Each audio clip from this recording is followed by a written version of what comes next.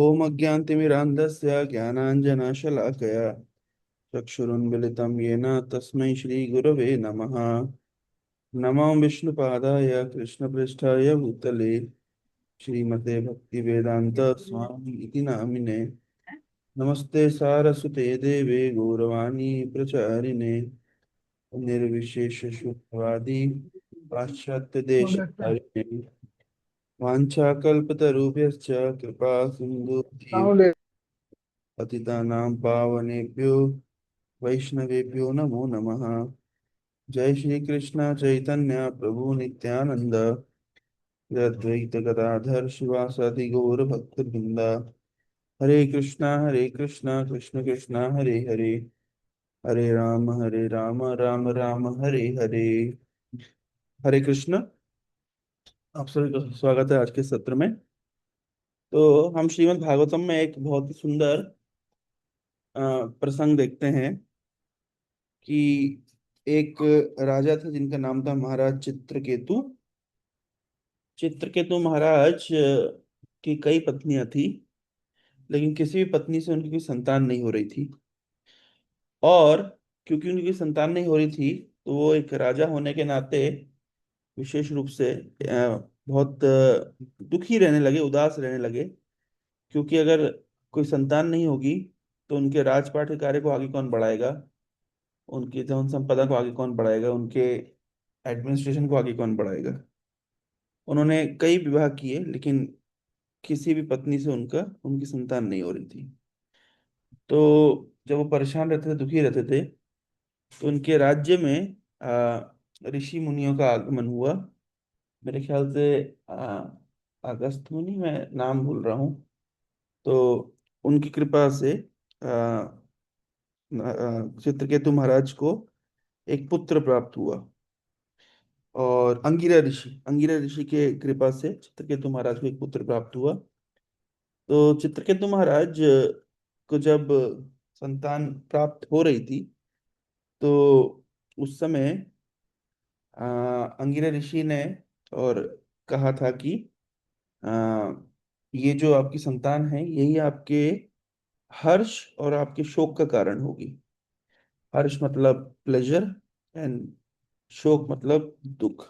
तो चित्रकेतु महाराज ने विचार किया कि हाँ, छोटे बच्चे तो कष्ट देते हैं, है ना, तंग करते हैं, बात नहीं मानते हैं, जिद्दी करते हैं, जो भी इस तरह से, तो कष्ट होगा।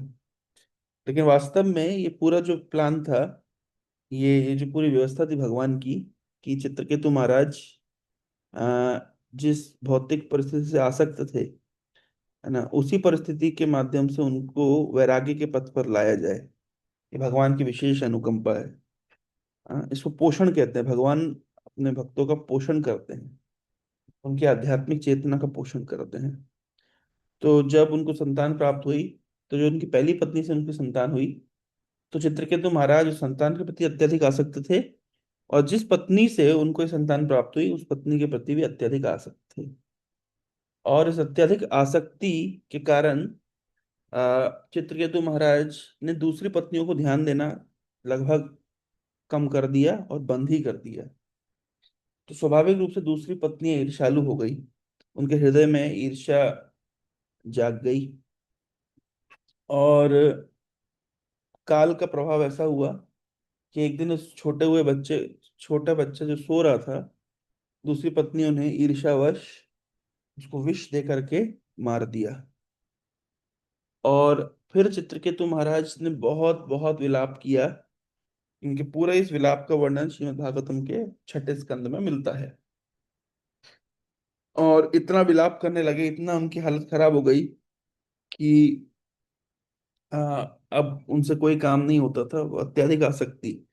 तो चाणक्य पंडित कहते हैं, यस्य स्नेहो भयं तस्य स्नेहा दुःखस्य भाजनम स्नेहामूलानि दुःखानि तानि त्यक्त्वा वसेत् सुखम। तो यस्य स्नेहो भयम तस्य स्नेह दुखस्य भाजनम। तो चित्रकेतु महाराज अत्यधिक आसक्त थे अपने पुत्र से। तो यस्य स्नेहो भयम तस्य, जिसको आसक्ति होती है, उसी तरह के व्यक्ति को क्या होता है, भय होता है। हाँ? उस जिस वस्तु से आसक्ति है, जिस व्यक्ति से आसक्ति है, उसके खोने का भय होता है। स्नेह यस्य स्नेहो भयम तस्य स्नेह दुखस्य भाजनम। और स्नेह दुखस्य भाजनम मतलब वो आसक्ति ही दुख का कारण बनती है। स्नेह मूलानि दुखानि। और दुख की जड़ क्या है? आसक्ति। तानि तक्त्वा वसेत सुखम। और जो व्यक्ति उस आसक्ति को त्याग देता है, और वसेत सुखम, वो ही व्यक्ति सुखपूर्वक रह सकता है। तो भागवतम में जैसे चित्रकेतु महाराज के प्रसंग में हम देखते हैं कि उनकी आसक्ति उनके पुत्र से उनका दुख का कारण बनी। हाँ, उनके भय का कारण बनी, उनकी इनसिक्योरिटी का कारण बनी। उसी प्रकार से कई कई उदाहरण हम शास्त्रों में देखते हैं। महाराज पुरुरवा की आसक्ति उर्वशी के प्रति, वो उनको दुख प्रदान करी। यहाँ तक कि हिरण्यकश्यपु अपने छोटे बालक प्रहलाद से इतना आसक्त था। आसक्ति किस सेंस में? कि बहुत प्लान बनाया हुआ था हिरण्यकशिपु ने कि मैं प्रहलाद को इस तरीके से ट्रेन करूंगा, फिर प्रहलाद मेरे शासन को संभालेगा। और इस प्रकार की आसक्ति थी। लेकिन क्योंकि फिर प्रहलाद ने हिरण्यकशिपु के टर्म्स में काम नहीं किया, जैसा हिरण्यकशिपु चाहता था वैसा प्रहलाद नहीं करता था। हाँ, तो वही वही इनसिक्योरिटी बढ़ती चली गई। कि जो प्रहलाद जिससे हम इसी मतलब जिससे हम एक्सपेक्ट करते हैं, जिससे हम बहुत सारा आकांक्षाएं रखते हैं, तो वही व्यक्ति जब हमारे हिसाब से कार्य नहीं करता है तो हमें बहुत ज्यादा दुख होता है। मुझे ध्यान है कि एक बार बहुत साल पहले मैं जब उज्जैन में रहा करता था, और कॉलेज के समय की बात है, तो हम लोग हमारा यूथ सेंटर चलाते थे। तो हमारे यूथ सेंटर को हम यूथ सेंटर में हम सेवा करते थे, हम प्रचार करते थे। और हमारे अंडर में बहुत सारे बच्चे हमारे जूनियर्स रहा करते थे उन। तो एक बार ध्यान है मुझे, मैंने अपने मेंटर से, अपने गाइड से प्रश्न पूछा, मेरे काउंसलर से। मैंने कहा, प्रभु जी, यद्यपि मैं जप करता हूँ और भागवत पढ़ता भी हूँ और सेवा भी करता हूँ, लेकिन फिर भी मैं देख रहा हूँ कि मैं खुश नहीं हूँ। ये चीज मैंने उनसे प्रश्न पूछा। तो उन्होंने मुझे बहुत अच्छा आंसर दिया था। मुझे ध्यान है कि मैं प्रभु जी को बस स्टैंड पर छोड़ने जा रहा था, और पीछे पीछे जा रहा था। तो जाते जाते मैंने उनसे प्रश्न पूछा था कि प्रभु जी उज्जैन से इंदौर की बस ले रहे थे, तो उसी रास्ते में मैंने उनसे ये प्रश्न पूछा था कि सब कुछ करने के बाद भी मैं प्रसन्न क्यों नहीं हूँ। तो उनका उनने बहुत अच्छा आंसर दिया। बोले, तुम हर चीज को कंट्रोल करना चाहते हो, you want to become the controller. तो वो स्टेटमेंट तब से लेकर आज तक मेरे हृदय में एनग्रेव्ड है कि हमारे दुख का कारण होता है जब हम किसी व्यक्ति को, किसी परिस्थिति को अपने हिसाब से कंट्रोल करना चाहते हैं। और अगर वो परिस्थिति हमारे हिसाब से कार्य नहीं करती है तो हम बहुत परेशान हो जाते हैं, बहुत ही ज्यादा तिलमिला जाते हैं। हम ये नहीं देख पाते हैं कि वास्तव में हर परिस्थिति जो है वो भगवान कंट्रोल कर रहे हैं, हम नियंता नहीं है। सब कुछ भगवान की इच्छा से चलता है, हमारी इच्छा से नहीं चलता है ना। और प्रकृति कैसे व्यक्ति को बेवकूफ बनाती है, पहले उसको बहुत सारा कंट्रोल करने का अवसर दिया जाता है ताकि उसके मन में भ्रम आ जाए कि हर चीज मेरे हिसाब से चलती है। मैं वही एक उदाहरण बारंबार देता हूँ कि कैपजी मनी नाम की कंपनी का उदाहरण आया था कि उसमें एक लड़का था जिसने 10वीं कक्षा में टॉप किया था, जिसने 12वीं कक्षा में टॉप किया था। उसके बाद उसने आईआईटी की परीक्षा निकाल करके आईआईटी में पढ़ाई करी थी। फिर उसने कैट की परीक्षा निकाल करके उसने आईआईएम में सिलेक्शन हुआ था। और फिर उसके बाद उस कैपजेमिनी कंपनी में बहुत बड़े पैकेज के साथ वो नौकरी कर रहा था। लेकिन अचानक एक बार की एक खबर आती कि उसने सुसाइड कर लिया। तो सब न्यूज़पेपर में लिखा गया कि वो वर्क प्रेशर हैंडल नहीं कर पा रहा था, वर्क प्रेशर के कारण, ये टॉक्सिक वर्क कल्चर के कारण चलते उसने सुसाइड कर लिया। लेकिन वास्तविकता उसके सुसाइड का ये कारण नहीं है। वास्तविक कारण ये है कि 10वीं क्लास में बच्चा टॉप करता था, उसको लगता था कि चीजें उसके नियंत्रण में है। 12वीं क्लास में उसने टॉप किया तो उसे लगता था कि चीजें उसके नियंत्रण में है। फिर उसके बाद में उसने आईआईटी जेई का एग्जाम निकाला, उसको लगता था कि चीजें मेरे हाथ में, मैं निकाल सकता हूँ, मैं सब कुछ कर सकता हूँ।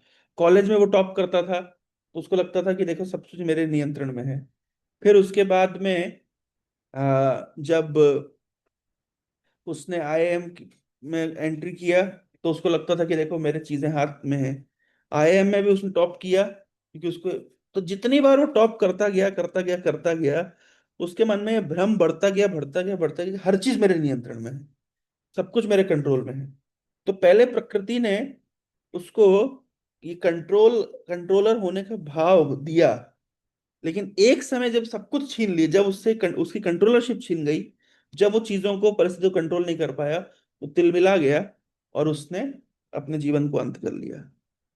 तो कहने का तात्पर्य यह है कि हमारी बहुत सारी आसक्तियां होती है, और एक आसक्ति होती है चीजों को, परिस्थितियों को कंट्रोल करना। लेकिन भागवत हमें बारंबार सिखाती है कि हम बहुत सारी परिस्थितियों को कंट्रोल नहीं कर सकते, लगभग हम किसी चीज को कंट्रोल नहीं कर सकते। हाँ? हिरण्यकश्यपु के पास क्या समस्या थी? इतना शक्तिशाली व्यक्ति, जिसके पास धन संपदा हो, पूरे ब्रह्मांड का राज्य हो, देवता लोग जिनकी सेवा में सिर झुकाते हो, ऐसा व्यक्ति भी केवल क्योंकि अपने पुत्र को कंट्रोल नहीं कर पा रहा था, उसकी पुत्र से आसक्ति है, और अपनी आसक्ति की वस्तु को कंट्रोल नहीं कर पा रहा है, तो तिलमिला जा रहा है। यानी पूरी दुनिया उसके सामने सिर झुका रही है, उनके सिर झुकाने से उसको संतुष्टि नहीं मिल रही, मेरा लड़का मेरी बात क्यों नहीं मान रहा है, ये बात उससे सहन नहीं हो रही। हम कभी कभी देखते हैं हमारे स्टूडेंट्स के बीच में भी ऐसा होता है कि कुछ स्टूडेंट्स के माता पिता उनको इतना नियंत्रण करना चाहते हैं हर उनके लाइफ में, वो कैसे उठेगा, कैसे सोएगा, कैसे चलेगा, कैसे खाएगा, क्या बात करेगा, क्या पढ़ाई करेगा, क्या कोर्स करेगा, कौन सी नौकरी करेगा, कौन सी छोकरी से शादी करेगा, हर चीज कंट्रोल करना चाहते हैं। और जब वो देखते हैं कि लड़का उनकी बात नहीं मान रहा है, और तो बोलते हैं हमने तुम्हें पैदा किया, हमने तुम्हें पढ़ाया लिखाया, हमने तुम्हारे लिए पैसा खर्च किया, और तुम वो इस्कॉन वालों की बात सुन रहे हो।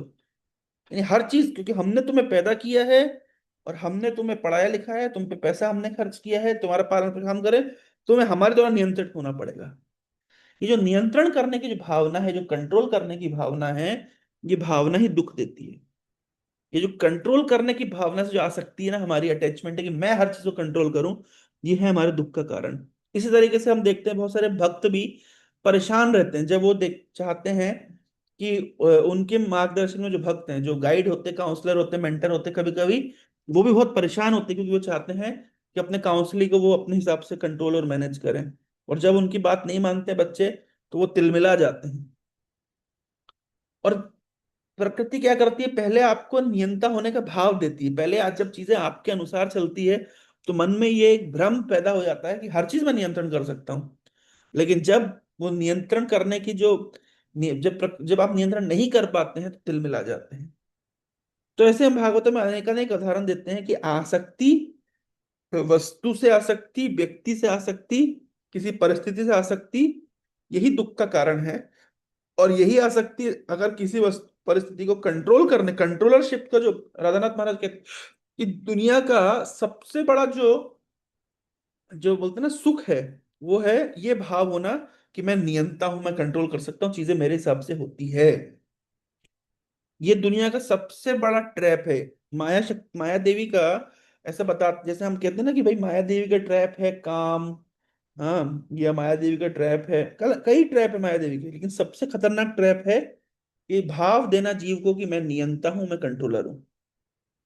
तो जीव की जो परेशानियां हैं, आसक्ति और कंट्रोल करने की भाव से आसक्ति, यही उसके दुख का कारण है। तो हम भागवतों में ऐसे कई उपाख्यान पढ़ते हैं जहाँ पे जैसे इंद्र, जब इंद्र देखते हैं कि परिस्थितियां उनके द्वारा कंट्रोल नहीं होती है, तो तिलमिला जाते हैं। जब वो देखते हैं, उनको अपनी कुर्सी से इतनी आसक्ति है कि जब वो देखते हैं कोई भी दूसरा व्यक्ति तपस्या कर रहा है, तो उन्हें हमेशा घबराहट होती है, इनसिक्योरिटी होती है। क्योंकि उनकी कुर्सी की आसक्ति, इंद्र पद की आसक्ति, उनको अंदर एक इनसिक्योरिटी जागृत करती है कि कहीं कल मेरी कुर्सी छिन गई तो क्या होगा। और फिर वो दूसरे के आ, दूसरे जो तप कर रहा होता है उसकी तपस्या को विघ्न डालने का प्रयास करते हैं। तो यस्य स्नेहो भयम तस्या, तो कुर्सी के प्रति आसक्ति भय का कारण है। और सभी प्रकार की आसक्तियों में सबसे खराब आसक्ति कौन सी है? हाँ, चीजों को, परिस्थितियों को कंट्रोल। हरे कृष्णा। आवाज आ रही है? हाँ। पता नहीं नेटवर्क अचानक से चला गया। तो आज का यही संदेश है, यस्य स्नेहो भयम तस्य स्नेह दुःखस्य भाजनम। इसलिए हर बुद्धिमान व्यक्ति को कोशिश करनी चाहिए कि अपने आसक्ति को डाइवर्ट करे। किसी भी भौतिक वस्तु, किसी भी भौतिक परिस्थिति, किसी भी भौतिक सिचुएशन से जब हम आसक्त होते हैं तो केवल भय के कारण बनती है। और यही आसक्ति अगर किसी परिस्थिति को कंट्रोल करने की आसक्ति में बदल जाए, और किसी व्यक्ति को कंट्रोल करने की आसक्ति, मेरे अंदर अगर कंट्रोलरशिप की आसक्ति है, तो I will be always miserable, मैं हमेशा हमेशा परेशान रहूं। हरे कृष्णा, शिल प्रभुपाद की जय। हम कल चर्चा करेंगे। हरे कृष्णा।